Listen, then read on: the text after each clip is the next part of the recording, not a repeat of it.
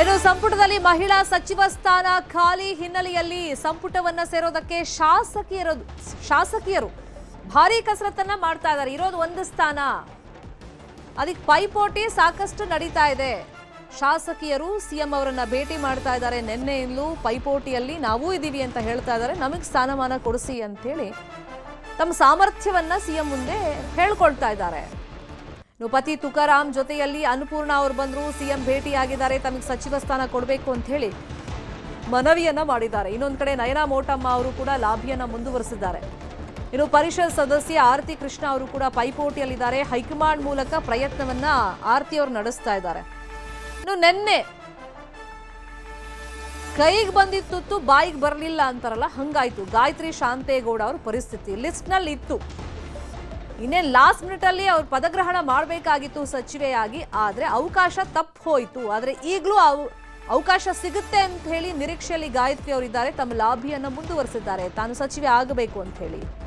ಅವರು ಬೆಂಬಲಿಗರು ಆಕ್ರೋಶ ವ್ಯಕ್ತಪಡಿಸ್ತಾ ಇದ್ದಾರೆ. ಚಿಕ್ಕಮಗಳೂರು ಭಾಗಕ್ಕೆ ಒಂದು ಸಚಿವ ಸ್ಥಾನ ಸಿಗ್ತಾ ಇತ್ತು, ಅದನ್ನ ಸ್ವಪಕ್ಷದವರೇ ತಪ್ಪಿಸ್ಬಿಟ್ರು ಅಂತ ಹೇಳಿ ಗಾಯತ್ರಿ ಬೆಂಬಲಿಗರು ಕೂಡ ಆಕ್ರೋಶವನ್ನ ವ್ಯಕ್ತಪಡಿಸ್ತಾ ಇದ್ದಾರೆ. ಇರೋದು ಒಂದು ಮಹಿಳಾ ಸ್ಥಾನ, ಈಗ ಕೊಟ್ಟೆ ಕೊಡ್ತೀವಿ, ಮಹಿಳೆಯರಿಗೆ ಆದ್ಯತೆ, ಒಂದು ಸ್ಥಾನ ಅಂತೂ ಫಿಕ್ಸ್ ಅಂತ ಸಿಎಂఏ ಹೇಳಿದ್ದಾರೆ.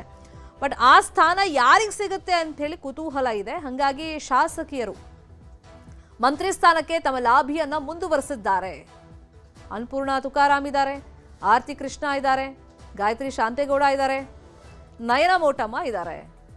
ಒಂದು ಸಚಿವ ಸ್ಥಾನಕ್ಕೆ ಇವರೆಲ್ಲ ಪೈಪೋಟಿಯನ್ನ ನಡೆಸ್ತಾ ಇದ್ದಾರೆ. ಇನ್ನೊಂದು ಕಡೆ ಲಕ್ಷ್ಮೀ ಹೆಬ್ಬಾಳ್ಕರ್ ಅವರ ಬೆಂಬಲಿಗರು ಕೂಡ ನಿನ್ನೆಯಿಂದ ಆಕ್ರೋಶವನ್ನ ವ್ಯಕ್ತಪಡಿಸ್ತಾ ಇದ್ದಾರೆ. ಈ ಹಿಂದೆ ಸಿದ್ದರಾಮಯ್ಯ ಅವರ ಸಂಪುಟದಲ್ಲಿ ಕೆಲಸ ಮಾಡಕ್ಕೆ ಅವಕಾಶ ಅವರಿಗೆ ಸಿಕ್ಕಿತ್ತು ಸಚಿವೆಯಾಗಿ, ಆದ್ರೆ ಈಗ ಅವಕಾಶ ಸಿಗಲಿಲ್ಲ ಅಂತ ಹೇಳಿ ಸಹಜವಾಗಿ ಅವರ ಬೆಂಬಲಿಗರು ಆಕ್ರೋಶವನ್ನ ವ್ಯಕ್ತಪಡಿಸ್ತಾ ಇದ್ದಾರೆ. ಈಗ ಒಂದು ಸ್ಥಾನ ಅದು ಮಹಿಳೆಯರಿಗೆ ಮೀಸಲು, ಆದ್ರೆ ಯಾವ ಶಾಸಕಿಗೆ ಆ ಭಾಗ್ಯ ಸಿಗುತ್ತೆ, ಅದೃಷ್ಟ ಸಿಗುತ್ತೆ ಅನ್ನುವಂಥ ಕುತೂಹಲ ಅಂತೂ ಇದ್ದೇ ಇದೆ.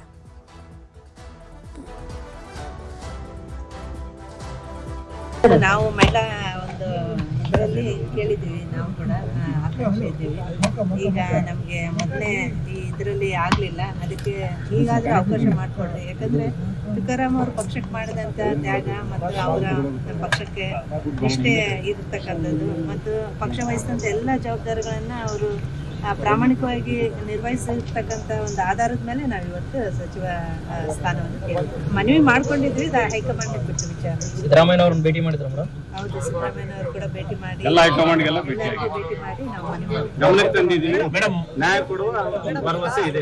ಮಹಿಳೆಯರಿಗೆ ಇವತ್ತು ಸ್ಥಾನಮಾನ ಕೊಟ್ಟಿಲ್ಲ. ನಾವು ಆ ಆಧಾರದ ಮೇಲೆ ಕೇಳಿದ್ವಿ. ಇಲ್ಲಿ ಮಹಿಳೆಯರಿಗೆ ಯಾವ ಕೋಟ ಅಂತೇಳಿ ಬರಲ್ಲ, ಒಟ್ಟು ಒಬ್ಬ ಮಹಿಳೆಗೆ ಅಥವಾ ಇಬ್ಬರು ಮಹಿಳೆಯರಿಗೆ ಸ್ಥಾನಮಾನ ಕೊಡಬೇಕು ಅನ್ನೋದು ಇದೆ. ಅದರ ಆಧಾರದ ಮೇಲೆ ನಾವು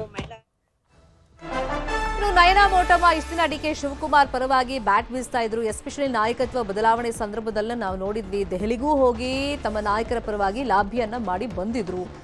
ಈಗ ಡಿಕೆ ಶಿವಕುಮಾರ್ ಅವರೇ ಸಿಎಂ ಆಗಿದ್ದಾರೆ, ಆದರೆ ಸಂಪುಟದಲ್ಲಿ ತಮಗೆ ಸ್ಥಾನಮಾನ ಸಿಗಲಿಲ್ಲ ಅಂತ ಹೇಳಿ ನಯನಾ ಮೋಟಮ್ಮ ಬೇಸರವನ್ನ ವ್ಯಕ್ತಪಡಿಸಿದ್ದಾರೆ.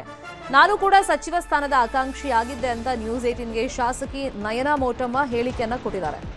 ದಲಿತ ಕೋಟಾದಲ್ಲಿ 7 ಸಚಿವ ಸ್ಥಾನ ಕೊಟ್ಟಿದ್ದಾರೆ, ಆದರೆ ಮಹಿಳೆಯರನ್ನೂ ಕೂಡ ಪರಿಗಣಿಸಬೇಕಾಗಿತ್ತು. ಈಗಲೂ ಸಚಿವ ಸ್ಥಾನದ ನಿರೀಕ್ಷೆಯಲ್ಲಿ ನಾನಿದ್ದೀನಿ.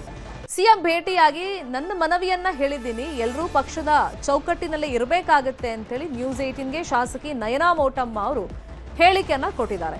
ನಿನ್ನೆ ರಾತ್ರಿ ತಾಯಿ ಜೊತೆಯಲ್ಲೇ ನಯನಾ ಮೋಟಮ್ಮ ಬಂದ್ರು, ಸಚಿವ ಸ್ಥಾನ ತನಗೆ ಕೊಡಬೇಕು ಅಂತ ಹೇಳಿ ಮನವಿಯನ್ನು ಮಾಡಿ ಹೋಗಿದ್ದಾರೆ. ಆದರೆ ಅವ್ರಿಗೊಂದು ನಿರೀಕ್ಷೆ ಇರುತ್ತಲ್ಲ, ಇಷ್ಟು ದಿನ ಡಿಕೆ ಶಿವಕುಮಾರ್ ಪರವಾಗಿ ಬ್ಯಾಟ್ ಬೀಸ್ತಾ ಇದ್ರು, ಸಂಪುಟದಲ್ಲಿ ಮೊದಲಿಗೆ ಅವಕಾಶ ಕೊಡಬಹುದು ಅಂತೇಳಿ ನಿರೀಕ್ಷೆ ಇತ್ತು. ಆದರೆ ಅವ್ರ ಹೆಸರು ಚರ್ಚೆಯಲ್ಲಿ ಇತ್ತು, ಬಟ್ ಲಿಸ್ಟ್ನಲ್ಲಿ ಬರಲಿಲ್ಲ. ಹಾಗಾಗಿ ಸಹಜವಾಗಿ ಅವ್ರಿಗೆ ಬೇಸರ ಆಗಿದೆ. ಇನ್ನೂ ನಿರೀಕ್ಷೆಯಲ್ಲಿ ಇದ್ದೀನಿ ಅಂತೇಳಿ ನಯನಾ ಮೋಟಮ್ಮ ಹೇಳಿದ್ದಾರೆ. ನಯನಾ ಮೋಟಮ್ಮ ಅವರನ್ನ ನಮ್ಮ ಪ್ರತಿನಿಧಿ ಕಾರ್ತಿಕ್ ಮಾತನಾಡಿಸ್ಯಾರ, ನೋಡೋಣ. ಡಿಕೆ ಶಿವಕುಮಾರ್ ಅವರ ಸಂಪುಟದಲ್ಲಿ ಕೇವಲ ಒಂದು ಸ್ಥಾನ ಮಾತ್ರ ಖಾಲಿ ಇದೆ, ಅದನ್ನ ಮಹಿಳೆಯರಿಗೆ ಕೊಡಬೇಕು ಅನ್ನುವಂಥ ರೀತಿಯಲ್ಲಿಯೂ ಕೂಡ ಸಾಕಷ್ಟು ಚರ್ಚೆಗಳು ನಡೀತದೆ. ಅದು ಮಹಿಳಾ ಕೋಟವೇ ಖಾಲಿ ಇರುವಂತಹ ಕಾರಣಕ್ಕಾಗಿ ಸಾಕಷ್ಟು ಆಕಾಂಕ್ಷಿಗಳು ಕೂಡ ಇದ್ದಾರೆ. ಸಚಿವರ ಆಗಬೇಕು ಅನ್ನುವಂಥ ನಿಟ್ಟಿನಲ್ಲಿ ಸಾಕಷ್ಟು ಪ್ರಯತ್ನ ಪಡ್ತಿರ್ತಕ್ಕಂಥ ನಯನಾ ಮೋಟಮ್ಮ ಅವರು ನಮ್ಮ ಜೊತೆ ಇದ್ದಾರೆ. ಅವ್ರನ್ನ ಮಾತನಾಡಿಸ್ತಾ ಹೋಗ್ತೀನಿ. ಮೇಡಮ್, ಆಕಾಂಕ್ಷಿಗಳ ಪಟ್ಟಿಯಲ್ಲಿ ತಮ್ಮ ಹೆಸರು ಕೂಡ ಇತ್ತು, ಆದರೆ ಕೊನೆ ಹಂತದಲ್ಲಿ ಇದುವರೆಗೂ ಯಾರನ್ನೂ ಮಹಿಳಾ ಶಾಸಕರನ್ನ ಸಚಿವರನ್ನಾಗಿ ಮಾಡಿಲ್ಲ.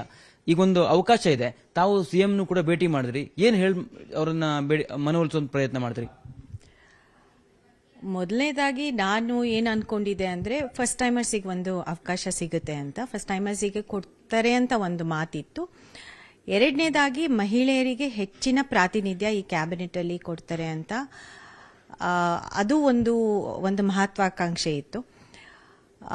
ಆ ಎರಡು ನಿಟ್ಟಿನಲ್ಲಿ ಮತ್ತು ಇನ್ನೊಂದು ನನ್ನ ಒಂದು ಎಜುಕೇಷನಲ್ ಕ್ವಾಲಿಫಿಕೇಷನ್ಸ್ ಮತ್ತು ಇನ್ನೊಂದು ನನಗೆ ರಾಜಕೀಯ ಹಿನ್ನೆಲೆ ಇರೋದ್ರಿಂದ ಇದನ್ನೆಲ್ಲ ಇಟ್ಕೊಂಡು ನಾನು ಒಂದು ಪ್ರಯತ್ನ ಮಾಡಿದ್ರೆ ನನಗೆ ಒಂದು ಅವಕಾಶ ಸಿಗಬಹುದು ಅಂತ ಇಟ್ಕೊಂಡಿದ್ದೆ, ಅಂದರೆ ನಾನು ಅಂದ್ಕೊಂಡಿದ್ದೆ ಸಿಗುತ್ತೆ ಅಂತ.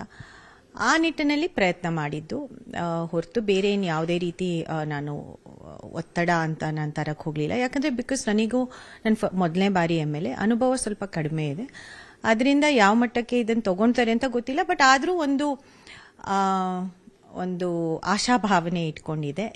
ಯಾಕಂದರೆ ಯಂಗ್ಸ್ಟರ್ಸಿಗೆ ಕೊಡ್ತಾರೆ, ಫಸ್ಟ್ ಟೈಮರ್ಸಿಗೆ ಕೊಡ್ತಾರೆ, ಮಹಿಳೆಯರಿಗೆ ಜಾಸ್ತಿ ಪ್ರಾತಿನಿಧ್ಯ ಕೊಡ್ತಾರೆ, ಮತ್ತು ಮಹಿಳಾ ಮೀಸಲಾತಿ ಹಿನ್ನೆಲೆಯಲ್ಲಿ ಅದಕ್ಕಿನ್ನೂ ಜಾಸ್ತಿ ಆಸಕ್ತಿ ವಹಿಸ್ತಾರೆ ಅಂತ ನಾನು ಅಂದ್ಕೊಂಡಿದ್ದೆ ಪಕ್ಷ. ಬಟ್ ಎಲ್ಲೋ ಅದು ಒಂದು ನನಗೆ ನಿರಾಶಾಜನಕವಾದ ಪರಿಸ್ಥಿತಿ ಅಂತ ನನಗೆ ಸ್ವಲ್ಪ ಅನ್ನಿಸ್ತಾ ಇದೆ. ಪಕ್ಷ ನಮ್ಗೆ ಅನ್ಯಾಯ ಮಾಡ್ತು ಅನ್ನುವಂತ ನಿಟ್ಟಿನಲ್ಲಿ ಒಂದಿಷ್ಟು ಜನ ಅಸಮಾಧಾನವನ್ನು ವ್ಯಕ್ತಪಡಿಸ್ತಾ ಇದ್ದಾರೆ, ಅಂಥವ್ರಿಗೆ ಏನು ಹೇಳ್ತೀರಿ? ನೋಡಿ, ಪಕ್ಷದ ಪಾರ್ಟಿ ಲೈನ್ನ ಬಿಟ್ಬಿಟ್ಟು ನಾವು ಯಾರೂ ಏನೂ ಮಾಡಬಾರ್ದು. ಅದಕ್ಕೆ ನಾನು ಯಾವುದೇ ಕಾರಣಕ್ಕೂ ಅದು ಸರಿ ಅಂತ ನಾನು ಹೇಳಲಿಕ್ಕೆ ಬಯಸೋದಿಲ್ಲ. ಪಕ್ಷದ ಆಂತರಿಕ ವಿಚಾರಗಳನ್ನ ಪಕ್ಷದ ಒಳಗಡೆನೆ ಮಾತಾಡೋದು ಒಳ್ಳೆಯದು ಅಂತ ನಾನು ಅನ್ಕೊಳ್ತೀನಿ. ಬಟ್ ಮಹಿಳಾ ವಿಚಾರ ಬಂದಾಗ ನನಗೆಲ್ಲೋ ಅನಿಸುತ್ತೆ ಅದನ್ನು ನಾವು ಹೊರಗಡೆನೆ ಪ್ರಶ್ನೆ ಮಾಡಬೇಕು ಅಂತ ಬರುತ್ತೆ ಅಂತ ನಾನು ಅನ್ಕೊಳ್ತೀನಿ. ನಾನು ಪಕ್ಷದ ವಿರುದ್ಧ ನನಗೆ ಹೇಳುವಂಥ ಅಧಿಕಾರನೂ ಇಲ್ಲ, ಹಕ್ಕೂ ಇಲ್ಲ, ನಾನು ಹೇಳಲೂಬಾರ್ದು. ಪಕ್ಷ ನನಗೆ ಟಿಕೆಟ್ ಕೊಟ್ಟಿದೆ, ಪಕ್ಷ ನನಗೆ ಸಾಕಷ್ಟು ಅವಕಾಶಗಳನ್ನ ಕೊಟ್ಟಿದೆ, ಪಕ್ಷ ನಿಂತು ನನ್ನನ್ನು ಗೆಲ್ಲಿಸ್ಕೊಟ್ಟಿದೆ.